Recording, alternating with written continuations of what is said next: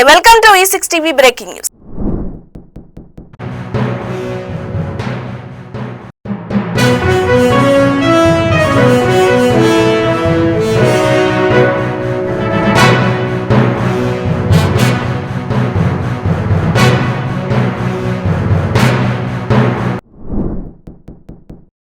ఆంధ్రప్రదేశ్ రాజధానిగా అమరావతికి పూర్తి స్థాయి చట్టబద్ధత కల్పించే ప్రక్రియను కేంద్ర ప్రభుత్వం వేగవంతం చేసింది.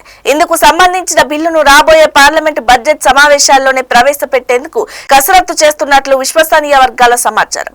ఈ చర్యతో రాజధానిపై ఉన్న అనిశ్చితికి తెరపడనుంది.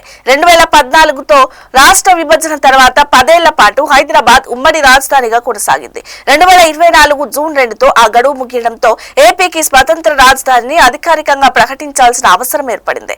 ఈ నేపథ్యంలో అమరావతిని రాజధానిగా ఖరారు చేయాలని కోరుతూ ఆంధ్రప్రదేశ్ ప్రభుత్వం ఇటీవల కేంద్రానికి ఒక నివేదిక పంపింది. రాజధాని ఎంపిక ప్రక్రియ, చేపట్టిన నిర్మాణాల వివరాలతో కూడిన నోట్ను సమర్పించింది. నివేదికను పరిశీలించిన కేంద్ర హోంశాఖ దీనిపై తదుపరి చర్యలు ప్రారంభించింది.